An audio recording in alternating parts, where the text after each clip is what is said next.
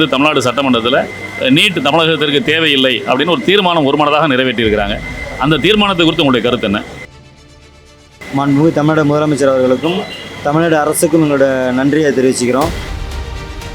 இல்லை, காவல்துறை அனுமதி மறுத்ததுக்கு அப்புறம் நீங்கள் அரசையோ அமைச்சரையோ தொடர்பு கொள்ள முயற்சி செஞ்சீங்களா? இல்லை, நான் அந்த ஒரு நெருக்கடியை அவங்களுக்கு ஏற்படுத்தவும் விரும்பலை. காவல்துறைகிட்ட நான் சொல்லிட்டு தான் வந்திருக்கேன். யார் வேலையும் எதுவும் பண்ணக்கூடாது, அனுமதி கொடுக்கணும்னு தான் சொல்லிட்டு வந்திருக்கோம். அந்த இடத்துல நீங்கள் முறையாக காவல்துறையிலேயே அணுகி லெட்டர் கடிதம் கொடுங்கன்றவன் நான் காவல்துறையிலே கடிதம் கொடுத்தேன். அவங்க அனுமதி மறுத்து கொடுத்துட்டாங்க. தொடர் போராட்டத்தில் அனுமதி கொடுக்க முடியாது. நீங்கள் அமைச்சரை போய் சந்திச்சிங்களா? எந்த அமைச்சரை சந்திச்சிங்க? என்ன உறுதிமொழி உங்களுக்கு வழங்கப்பட்டது? மற்ற மாநிலங்களில் என்ன அப்படின்னா, அவங்களுக்கு இதுக்கு முன்னாடியே ஒரு என்ட்ரன்ஸ் இருந்துச்சு. அந்த என்ட்ரன்ஸுக்குலாம் படிக்கிறதுக்கு யார் யாருக்கு வாய்ப்பு இருந்தோ அவங்க மட்டும் தான் என்ட்ரன்ஸ் படிச்சுக்கிட்டு இருந்தான். ஆனால் தமிழ்நாட்டில் அப்படி கிடையாது. +2 முடித்தவன் எல்லாமே டாக்டருக்கு அந்த +2 மதிப்பெண் அடிப்படையில் முயற்சி பண்ணலாம். அந்த முயற்சி எங்கள் தடைப்பட்டு போயிருக்கு. என்னால் இப்போ லட்சக்கணக்கில் செலவு பண்ண முடியும், நீட்டுக்கு தயாராக முடியும் அப்படின்னு இருக்காங்களே, அவங்க தான் நீட்டை முறையாக நடத்தணும்னு சொல்லி கேட்பாங்க. நீங்கள் உறுதியாக நீங்கள் இப்போ தமிழக அரசு எதிர்பார்க்கிற அளவுக்கு இந்த தமிழக அரசு நடக்கிறதுக்கான வாய்ப்பு இருக்குதுன்னு சொல்லி நீங்கள் நம்புறீங்களா? இன்றைக்கி அந்த நம்பிக்கை எனக்கு வந்திருக்கு. எங்களுடைய முதல் கோரிக்கையான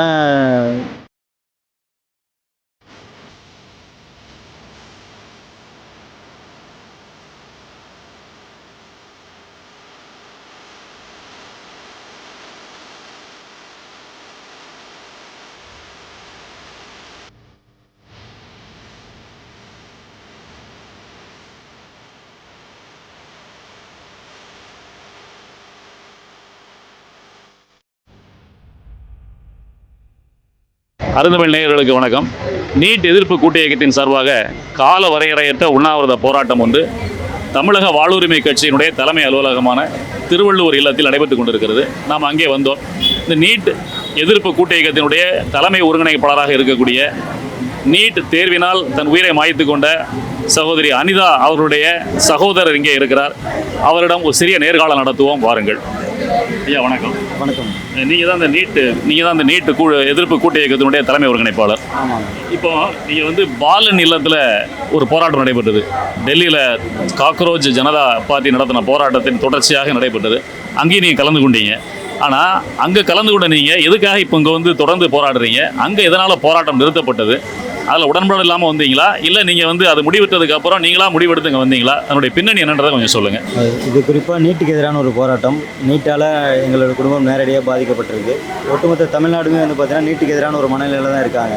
ஸோ இந்த சூழலில் டெல்லி ஜந்தர் மந்தரில் போராட்டம் நீட்டுக்கு எதிராக நடைபெற்றுச்சு. ஸோ அங்கேயும் நான் நேராக போயிட்டு என்னுடைய ஆதரவை சிஜேபி நிறுவனர் அவர்களை சந்தித்து சொன்னேன். நம்ம தர்மேந்திர பிரதான் பதவி விலகல் மட்டும் பத்தாது, நம்ம நீட்டு தடை செய்யணும், கல்வியை மீண்டும் மாநில பட்ஜெட்டுக்கு முன்னிறுத்தணும் அப்படின்னு தான் நாங்கள் அவங்கள்ட்ட பேசினேன். அபிஜித் தீப்கி அவர்கள்ட்டுமே இதுதான் நான் வழிமொழிஞ்சேன். அவர் கண்டிப்பாக லாங் டேர்ம் ப்ராசஸ் கண்டிப்பாக பண்ணுவோன்றது தான் சொல்லியிருந்தாங்க. பிரகாஷ் ராஜ்மே அங்கே இருந்திருந்தாங்க. ஸோ அங்கே ஒரு 3-4 நாள் இருந்துட்டு சென்னை வந்ததும் சென்னையில் அங்கே பால நிலத்தில் தொடர்ச்சியாக நடைபெற்றுருந்துச்சு. நான் இரவு மட்டும் அங்கே முழுவதும் கலந்துக்குவேன்.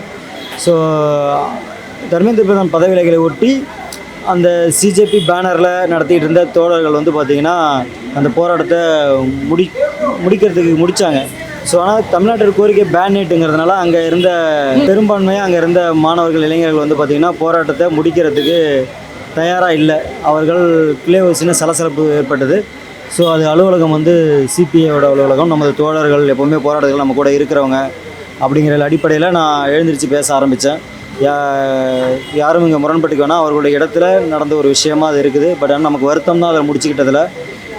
நம்மளுடைய தோழமை சக்திகள் இவ்வளோ நாளாக போராட்ட காலத்தில் இருக்கிறவங்க நீட்டுக்கு எதிரான நாளைக்கு ஒரு போராட்டம் நடந்தாலும் அவங்க தான் முதன்மையாக நிற்பாங்க அப்படின்ற மாதிரி பேசினா அதுதான் உண்மையும் கூட. நட்பு சக்தியாக இருக்கிறனால அவங்கள்ட்ட ரொம்ப முரண்பட வேண்டாம் அப்படின்றதுனால அதை முடிச்சுட்டு வந்தீங்க. ஆமாம், முடிச்சுட்டு வரல. அங்கே இருக்கிற மாணவர்கள்லாம் யாரும் வெளியே போக மாட்டேன்னு சொல்லிட்டாங்க. ஸோ அவங்கள்ட்ட நான் எழுந்திரிச்சு சொன்னேன், ஓகே இந்த போராட்டத்தை நம்ம அடுத்து கொண்டு போகலாம், நான் அந்த பொறுப்பு எடுத்துக்கிறேன், நீங்கள் என் கூட உடன் நிற்பீங்களா அப்படின்றத கேட்டிருந்தேன். எல்லோரும் உடன் வரும் அப்படின்னு சொல்லியிருந்தாங்க. ஸோ அதன் அடிப்படையில் அந்த இடத்துல உருவானது தான் இந்த நீட் எதிர்ப்பு கூட்டு இயக்கம். ஸோ அதன் பிறகு அமைச்சர் அவர்கள் பார்த்திங்கன்னா உறுதியளிச்சிருந்தார் அனுமதி கொடுக்குறேன்னு சொல்லிட்டு. அவரை போய் பார்த்தோம். இல்லை, நீங்கள் அமைச்சரை போய் சந்திச்சிங்களா? எந்த அமைச்சரை சந்திச்சிங்க? என்ன உறுதிமொழி உங்களுக்கு வழங்கப்பட்டது? இல்லை, நம்ம அண்ணன் ராஜ்மோகன் அவர்களே அவர் சொல்லியிருந்தாருங்கிறத அடிப்படையில் சந்தித்து சொன்னோம். சரிங்க மணி, நான் கண்டிப்பாக நாங்கள் நீட்டு எதிர்க்கிறது தான் நம்ம தமிழ்நாடு அரசோட உடன்பாட்டில் தான் இருக்கோம் நாங்கள். ஸோ நாங்கள் காவல்துறைகிட்ட நான் சொல்லிட்டு தான் வந்திருக்கேன். யார் மேலேயும் எதுவும் பண்ணக்கூடாது, அனுமதி கொடுக்கணுன்னு தான் சொல்லிட்டு வந்திருக்கோம். அந்த இடத்துல நீங்கள் முறையாக காவல்துறையிலேயே அணுகி லெட்டர் கடிதம் கொடுங்கன்றவன் நான் காவல்துறையிலே கடிதம் கொடுத்தேன். அவங்க அனுமதி மறுத்து கொடுத்துட்டாங்க. தொடர் போராட்டத்தில் அனுமதி கொடுக்க முடியாது. இல்லை, காவல்துறை அனுமதி மறுத்ததுக்கு அப்புறம் நீங்கள் அரசையோ அமைச்சரையோ தொடர்பு கொள்ள முயற்சி செஞ்சீங்களா? இல்லை, நான் அந்த ஒரு நெருக்கடியை அவங்களுக்கு ஏற்படுத்தவும் விரும்பலை. நம்மக்கிட்ட பேசிகிட்டு இருக்காங்கிறதுனால ஒன்றும் அரசோட ஒரு முடிவாக தான் காவல்துறையோட இதுவாக இருக்கும். ஸோ அதை நம்ம ஓவர் ப்ரேட் பண்ணிக்கிட்டு போகிறது சரியாக இருக்குமா, அவங்களுக்கு நம்ம ஒரு நெருக்கடி தனிப்பட்ட முறையில் கொடுக்குறோமான்ற ஒரு இதனால் நாங்கள் அதுக்கப்புறம் முயற்சிலாம் பண்ணலை. ஸோ நாங்கள் இடம் கிடைக்கல, சட்டத்தை மீறியும் எங்களால் போராட முடியாது. ஒரு பெரிய இடம் கிடைச்சா தான் ஒரு கூடுகையை ஆரம்பிக்க முடியும். எங்களுக்கு அந்த மாதிரி எதுவும் கிடைக்கல. சின்னதாக இந்த இடத்த அண்ணன் வேல்முருகன் அவர்கள் எங்களுக்கு கொடுத்தாங்க. அவருக்கு உண்மையுமே வந்து பார்த்திங்கன்னா அவருக்கு நெருக்கடி இருந்திருக்கலாம், சொல்ல முடியாது. அவர் நான் உங்களுக்கு இடம் கொடுத்துருக்கேன், நீங்கள் என்ன பண்ணணுமோ அதை பண்ணுங்க அப்படின்ற மாதிரி சொல்லிடுறோம். நாங்கள் அதனால் வேறு வழி இல்லாமல் தான் பட்டினி போராட்டத்தை முன்னெடுத்தோம். இப்போ இங்கே வந்து 11 நாட்களாக நடத்திட்டு இருக்கீங்க. இது வரைக்கும் காவல்துறையிலேருந்து ஏதாவது நெருக்கடிகள் இருக்குதா, இல்லை காவல்துறை கண்டுக்கு காணாமலும் இருக்கிறாங்களா? இல்லை, காவல்துறையிலேருந்து எந்த நெருக்கடியும் கிடையாது. அவங்க வருவாங்க, காவல்துறையும் இருக்கும், உளவுத்துறையும் இருப்பாங்க. எப்போவுமே இங்கே பாதுகாப்புக்காக இருந்துகிட்ருக்காங்க. ஸோ எதாவது எமர்ஜென்சினா ஃபோன் பண்ணுங்கன்னு சொல்லிவிட்டு இங்கே இருக்க இன்ஸ்பெக்டரை கூட அவங்க நம்பர் கொடுத்துருக்காங்க. அவங்க ஆம்புலன்ஸ் ரெடி பண்ணுறோம் அப்படின்றலாம் சொல்லியிருக்காங்க. 6வது நாளில் ஒரு தோழருக்கு அது மாதிரி ஆகிடுச்சு. ஆம்புலன்ஸ் கால் பண்ணோம், உடனே வந்து அவங்க ஹாஸ்பிட்டலில் போய் சேர்த்துட்டோம். அவர் ஓகே ஆகிட்டார். நேற்று தான் அவர் டிஸ்சார்ஜ் ஆனார் ஹாஸ்பிட்டல்லேருந்து. ஸோ அதனால் காவல்துறையிலேருந்துலாம் எந்த நெருக்கடியும் இல்லை. இல்லை, கிட்ட 11 பேர் இங்கே இருக்கிறாங்க. இதுக்கு இடையில் இன்றைக்கி சட்டமன்றத்தில் வந்து தமிழ்நாடு சட்டமன்றத்தில் நீட் தமிழகத்திற்கு தேவையில்லை அப்படின்னு ஒரு தீர்மானம் ஒருமனதாக நிறைவேற்றியிருக்கிறாங்க. அந்த தீர்மானத்தை குறித்து உங்களுடைய கருத்து என்ன? 11வது நாளான இன்று வந்து பார்த்திங்கன்னா தீர்மானம் நிறைவேற்றிருக்காங்க. உண்மையாலுமே மாண்புமிகு தமிழ்நாடு முதலமைச்சர் அவர்களுக்கும் தமிழ்நாடு அரசுக்கும் எங்களோட நன்றியை தெரிவிச்சுக்கிறோம். ஏன்னா இந்த போராட்டம் ஆரம்பித்த 5வது நாளே வந்து பார்த்தீங்கன்னா மாண்புமிகு பள்ளிக்கல்வித்துறை அமைச்சர் ஜெயமோகன் சார் ராஜ்மோகன் அவர்கள் வந்து பார்த்தீங்கன்னா நேராக எங்களை சந்தித்து போராட்டத்தை பட்டினி போராட்டத்தை கொஞ்சம் கைவிடுங்க, வேறு ஏதாவது போராட்ட முறைக்கு மாறுங்க, கண்டிப்பாக நாங்கள் உங்களுடைய கோரிக்கைக்கு உடன் நிற்கிறோம், பில் பாஸ் பண்ணுறதுக்கான வேலைகளை பண்ணுறோம் அப்படின்னு சொன்னாங்க. நாங்கள் 2 கோரிக்கைகள் அவர்கிட்ட வச்சுருந்தோம்.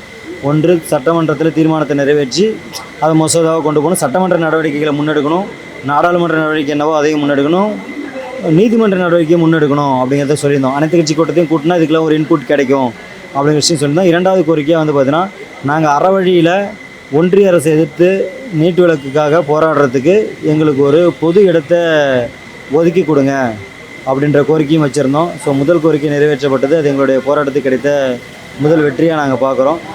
அவங்களும் இந்த இடம் குறித்து கலந்தாலோசி சொல்கிறேன்னு சொல்லியிருந்தாங்க. ஸோ அவங்களோட பதிலுக்காக தான் இப்போதைக்கு நாங்கள் காத்துட்ருக்கோம். அவங்க அடுத்து என்ன பதில் சொல்கிறாங்க, இல்லை ஏதாவது உறுதி கொடுக்குறாங்களா அப்படிங்கிறத பொறுத்து எங்களுடைய அடுத்த கட்ட போராட்டத்தை நாங்கள் முடிவு செய்வோம். இப்போ திமுக அரசு இருக்கும்போதும் நீட்டுக்கு எதிரான தீர்மானம் தமிழகத்துக்கு விலக்க வேண்டும்னு சட்ட மசோதாவே நிறைவேற்றி கவர்னருக்கு அனுப்பிச்சாங்க. கவர்னர் அதை வந்து ஜனாதிபதிக்கு அனுப்பிச்சார். ஜனாதிபதியுடைய ஒப்புதல் இருந்தால் அது சட்டமாக இருந்தால் தமிழ்நாட்டுக்கு நீட்டிலிருந்து விலக்கு வழங்கப்பட்டிருக்கும். இப்போ அதே மாதிரி ஒரு தீர்மானம் திரும்பவும் நிறைவேற்றப்பட்டிருக்கிறாங்க. இப்போ மத்திய அரசை சார்ந்து இருக்கிற இந்த நிலைமையில் இது எந்த அளவுக்கு உங்களுடைய போராட்டத்தை வலிமையாக வெற்றியை நோக்கி நகர்த்த முடியும்னு நீங்கள் நம்புறீங்க?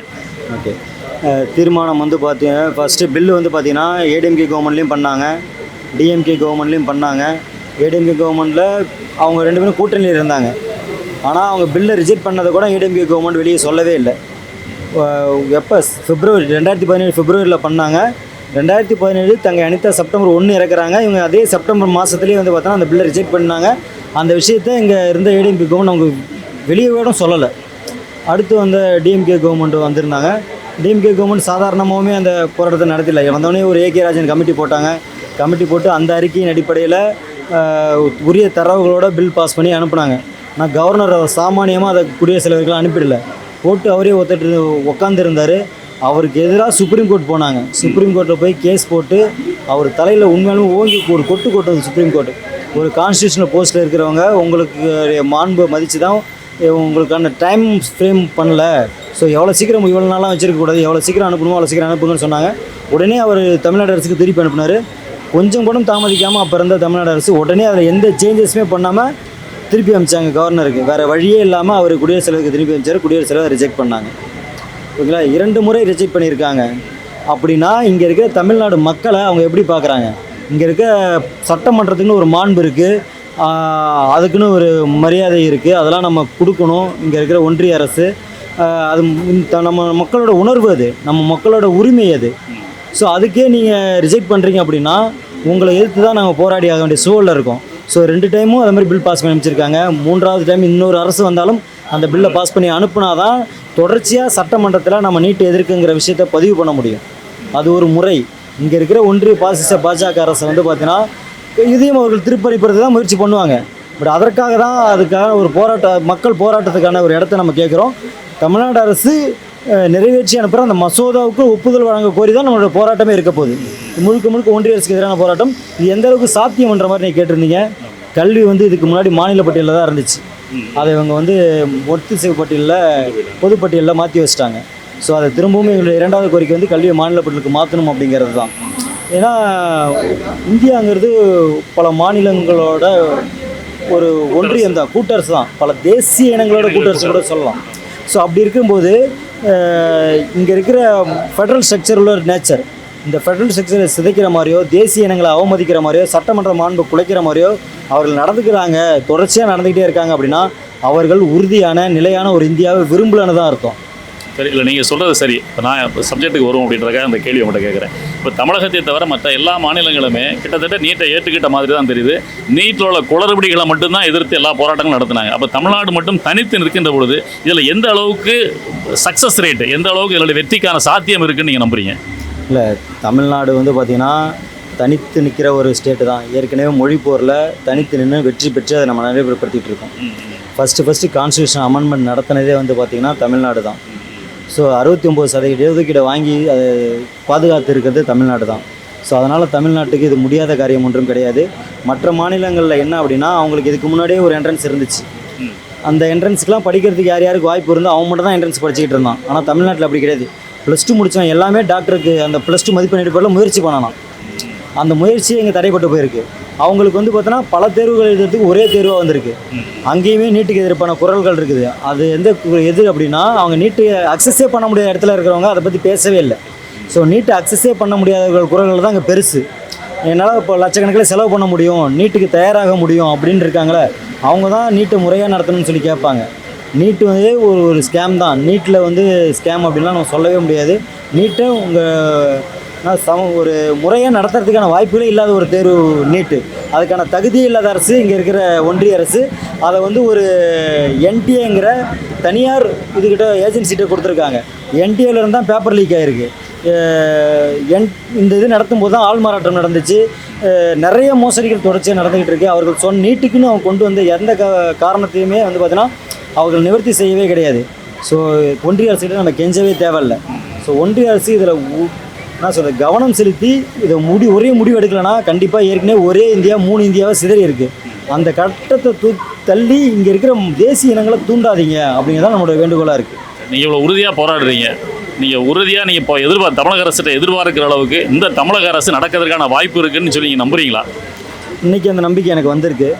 எங்களுடைய முதல் கோரிக்கையான தீர்மானத்தை நிறைவேற்றிருக்காங்க. அந்த தீர்மானம் இது மசோதாவாக பாஸ் ஆகி குடியரசுத் தலைவருக்கு அனுப்ப வேண்டிய வேலைகளை அவர்கள் கண்டிப்பாக பார்ப்பாங்க.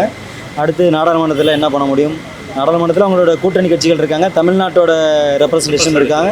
ஸோ அவங்களெலாம் வச்சு என்ன பண்ண முடியும், இது சம்மந்தமான வழக்குகள் உச்சநீதிமன்றத்தில் என்ன இருக்குது அப்படிங்கிறத அவங்க ஒரு சிறப்பு குழுவை போட்டு அதை கண்காணிப்பு குழுவை போட்டு அதை தொடர்ச்சியாக கண்காணிக்கணும். மக்களுக்கு இந்த விஷயங்கள் நடந்துகிட்டுருங்கிறத தெளிவுபடுத்தணும் அப்படின்றது நான் கோரிக்கை வச்சுருக்கேன். 2வது கோரிக்கையான எங்களுடைய இடம் வேண்டும் போராடுறதுக்கு. ஏன்னா இன்றைக்கி கூட வந்து பார்த்திங்கன்னா உயர்நீதிமன்றத்தில் சொல்லியிருக்காங்க நம்ம பேச்சுரிமை கருத்துரிமை மாதிரி போராடுறதுக்கான உரிமையும் அடிப்படை உரிமையில் தான், அதுக்கு யாரும் மறுக்கக்கூடாது அப்படின்னு சொல்லியிருக்காங்க. ஸோ அதன் அடிப்படையில் தமிழ்நாடு அரசு உங்களுக்கு போராடுறதுக்கு ஒரு இடத்த இல்லை. அதுதான் என்னுடைய அடுத்த கேள்வி அதுவாக தான் இருந்தது. நீங்கள் தமிழக அரசை இந்த நீட் விவகாரத்தில் இவ்வளோ தூரம் நம்புறீங்க, மத்திய அரசுக்கு அழுத்தம் கொடுக்கும், நீதிமன்றத்தில் கண்காணிப்பு குழு போட்டு கண்காணிக்கும் அப்படின்னு சொல்லி நம்புறீங்க. அந்த அளவுக்கு இதுக்கு ரெஸ்பாண்ட் பண்ணுற ஒரு அரசாக இருந்தால் அவங்களுடைய போராடுறதுக்கு ஒரு நல்ல ஒரு இடத்த மைய இடத்துல மக்கள் எல்லாம் பார்வையில் இருக்கிற மாதிரி மக்கள் ஆதரவை நீங்கள் திரட்டுறதுக்கான வாய்ப்பு உங்களுக்கு வழங்குற மாதிரி ஒரு இடத்த கொடுத்துருக்கலாமே, அதை கொடுக்க மறுத்துட்டாங்க இல்லையா? அது குறித்து உங்களுடைய கருத்து என்ன? இல்லை, ஆரம்பத்திலே எனக்கு சின்ன வருத்தங்கள்லாம் இருந்தது தான். ஏன்னா தீக்காவுக்கு வந்து அனுமதி மறுத்தாங்க, நீட்டு பிரச்சார பயணத்துக்கு நிறைய அமைப்புகளுக்கும் மறுத்தாங்க, நாங்கள் கொடுத்து எங்களுக்குமே மறுத்தாங்க. அப்படிங்கிற பட்சத்தில் தான் நாங்கள் இந்த இதை முடிவெடுத்திருக்கோம். ஸோ எங்களோட கோரிக்கை நேராக வந்து கேட்டிருக்காங்க. நமக்கு இருக்கிற ஒரே நம்பிக்கை மாநில அரசு அவங்க எங்கள் கூட போராட்டத்தில் இணைஞ்சு இருப்பாங்க நம்புகிறோம். இல்லை, ஒட்டுமொத்த தமிழ்நாடு அரசோடு எடுக்கிற இந்த போராட்டத்துக்கு உறுதியாக இருக்கும் அப்படின்றத நம்ம அவங்களுக்கு அஷூரன்ஸ் கொடுத்துல இன்றைக்கி நடந்த சட்டமன்றத்தில் அப்படி தான் நடந்துச்சு. அனைவரும் அவர்களோட நிலையை உணர்ந்து தான் பேசினாங்க. நீட்டுங்கிற விவகாரத்தில் கண்டிப்பாக ஒட்டுமொத்த தமிழ்நாடு ஒற்றை புள்ளியில் நிற்குங்கிற நம்பிக்கை இருக்குது. ஸோ அதன் வழியில் எங்களுக்கு போராடுறதுக்கான ஒரு இடத்தை ஒதுக்கி தருவாங்க அப்படின்ற நம்பிக்கையோடு தான் நாங்கள் உட்காந்துருக்கோம். கடைசியாக ஒரு கேள்வி, இப்போ நீங்கள் பேன் நீட் அப்படின்ற ஒரு ஒற்றை கோரிக்கையில் நிற்கிறீங்க.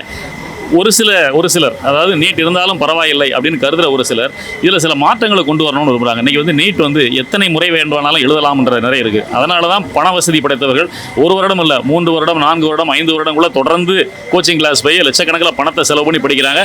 இந்த வருடம் கூட 52 வயது நிரம்பிய ஒருவர் MBBS ஜாயின் பண்ணியிருக்கிறதெல்லாம் செய்தி வந்திருக்குது.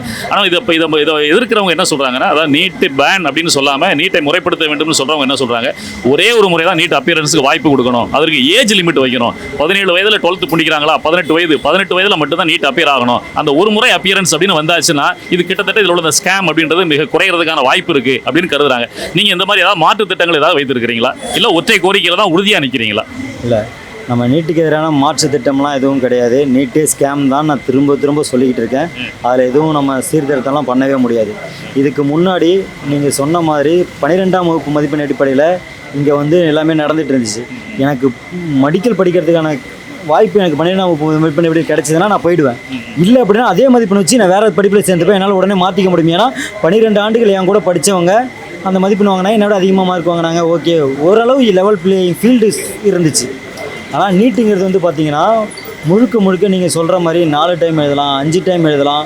அவன் நீட்டுங்கிறது சும்மா எழுத முடியாது. லட்சக்கணக்கில் கோச்சிங் பிஸ்னஸாக இருக்குது. கிட்டத்தட்ட 60,000 கோடிக்கு மேலே கோச்சிங் பிஸ்னஸாக இருக்குது. அரசு தாங்க எனக்கு பாடத்திட்டத்தை வர வைக்குது. அரசு தாங்க எனக்கு எக்ஸாம் நடத்துது. அரசு தாங்க அந்த மதிப்பெண் போடுது. அரசு மதிப்பெண் கொடுக்குறத நீங்கள் மதிப்பெண்ணே இல்லைன்னு சொல்கிறீங்கன்னா இந்த அரசை எப்படி பார்க்குறீங்க நீங்கள் அப்படிங்கிற கொஸ்டின் இதில். இது இந்திய இறையாண்மைக்கு எதிராக இல்லையா? இந்திய மாநிலங்கள உரிமைகளுக்கே எதிராக இல்லையா? நீங்கள் எதுக்கு திரும்ப நீட்டுன்னே பேசிக்கிட்டு இருக்கீங்க? நீட்டுக்கு பதிக்கவே முடியாத மாணவர்களை இதில் எக்ஸ்க்ளூட் பண்ணுற மாதிரி தானே இருக்குது. ஒரு வருஷமே நீ படித்தாலும் நான் அதுக்கு லட்சக்கணக்கில் செலவு பண்ணணும்ல. ஏன் அதில் எனக்கு கிடைக்குமானாலும் கிடைக்காது. 25 லட்சம் பேர் எழுதுறாங்க. 1,40,000 சீட் தான் இந்தியா முழுக்க இருக்குது. எல்லாருமே ட்ரை பண்ணுறது பார்த்தீங்கன்னா கவர்மெண்ட் காலேஜஸ் தான் ட்ரை பண்ணுவாங்க. கவர்மெண்ட் காலேஜஸ் கிடைக்காதவங்க பார்த்தீங்கன்னா 80% எடுத்திருந்தாலும் 75% எடுத்திருந்தாலும் உன்னால் மெடிக்கல் படிக்க முடியாது. பணம் இல்லைனா வெறும் 20% எடு, கோடிக்கணக்கில் பணம் கட்டியா நீ படிச்சிடலாம். இதில் எங்கே இருக்குது தகுதி, திறமை? இதில் எங்கே நீங்கள் ஒரு முறையான விஷயத்தை கொண்டு வர முடியும்னு நீங்கள் நினைக்கிறீங்க? ஸோ நீட்டுங்கிறது திணிக்கப்பட்டதன் காரணமாக மாணவர்கள் நீட்டை எதிர்க்கிறீங்க. ஆமாம், அவ்வளோதான். காம்பஸ் சமரசம் அப்படின்றதே இல்லை. ஆனால் நீட் கோச்சிங் கிளாஸே நம்ம தமிழக முதல்வரே பார்ட்னராக இருந்து நடத்துகிறாரு, பங்குதாரராக இருக்காரு பெரிய நீட் கோச்சிங் நிறுவனத்தில் அப்படின்னு எதிர்க்கட்சிகள் குற்றச்சாட்டுறாங்க. அதுக்கான ஆதாரங்கள் எல்லாம் அவருடைய அஃபிடவிட்டை வச்சு வெளியிடுறாங்க. அப்படி இருக்கின்ற ஒரு அரசு முதல்வர் தலைமை தாங்குகின்ற அரசு கிட்ட இது நடக்குன்ற நம்பிக்கை உங்களுக்கு எந்த அளவுக்கு இருக்குது? அவர் அரசியல் வர்றதுக்கு முன்னாடி அரசு நடிகராக பிஸ்னஸ்லாம் நிறையா பண்ணிகிட்டு இருந்திருக்கலாம். இல்லை ஒரு கோச்சிங் பிஸ்னஸ் தான் பண்ணாரன்றது எனக்கு தெரியல. கோகிலாம்பாள் ட்ரஸ்ட்டுங்கிறதுல பண்ணாங்க. அவங்க கோச்சிங் பிஸ்னஸ் பண்ணிகிட்டு இருக்காங்க, ஸ்கூலும் பண்ணிகிட்டு இருக்காங்க. ஸோ எனக்கு டைரெக்டாக அது கன்ஃபார்ம் பண்ண முடியல. அந்த ட்ரஸ்ட்டில் அவர் இன்வெஸ்ட் பண்ணியிருக்காருங்கிறத மட்டும் அவரோட இதில் அஃபிடவிட்டில் பார்த்தோம். ஸோ ஆனால் பட் அவர் தெளிவாக சொல்லிட்டார், நாங்கள் நீட்டை எதிர்க்கிறோன்றதை சொல்லிட்டாங்க. அதை இங்கே எதுவுமே பண்ணிட்டாங்க. ஸோ அதனால் நம்ம அதை ஒரு பெரிய முரண்பாடாக எடுத்துக்க தேவையில்லைன்னு நினைக்கிறேன். நீட்டுங்க ஒழிக்கப்பட்டால் கண்டிப்பாக அவர் ஒரு தெரியல அதுக்குள்ளே பண்ணியிருக்காரு அப்படிங்கிறது போல நான் அதுக்குள்ளே போக விரும்பல. அவரோட நிலைப்பாடு நீட் வேணான்றதில் உறுதியாக இருக்காருன்றதை நம்புகிறேன். ஸோ அந்த மாதிரி சப்போஸ் அவர் நீட்டுக்கான இதெல்லாம் இன்வெஸ்ட் பண்ணியிருந்தாருன்னா மாற்றிக்கிட்டால் நல்லாயிருக்கும். ஏன்னா அவர் தமிழ்நாடு முதலமைச்சர், பல லட்சம் இளைஞர்கள் பார்த்திங்கன்னா அவரை ஃபாலோ பண்ணுறாங்க. இந்த போராட்டம் மாண்புமிகு தமிழக முதலமைச்சர் அண்ணன் விஜய் அவர்களோட தம்பிகளுக்கான போராட்டம், தங்கைகளுக்கான போராட்டம். அவர் இதுக்கு வாய்ஸ் ஓவர் கொடுக்கணும். அவர் பேசினார்னா அவர்களோட தம்பி தங்கைகள்லாம் நிச்சயம் போராட்டத்துக்கு வருவாங்க. அவர்கள் என்ன சொல்கிறது, ஒரு ரசிகராக இருந்து தொண்டர்களாக மாறுறதுக்கான களம் இந்த நீட் எதிர்ப்பு அப்படிங்கிறது. ஸோ அந்த களத்தை அவர் பயன்படுத்திக்கணும். அவர்கள் பயன்படுத்தினாலும் நிச்சயம் அவருக்கு ஒரு நல்ல ஒரு பேர் கிடைக்கும் அதில். நன்றி தோழர், உங்களுடைய நம்பிக்கைக்கு வாழ்த்துக்கள். உங்கள் போராட்டம் வெற்றியடைய அருந்தமிழ் சார்பாக வாழ்த்துக்கிறோம். நன்றி, மகிழ்ச்சி.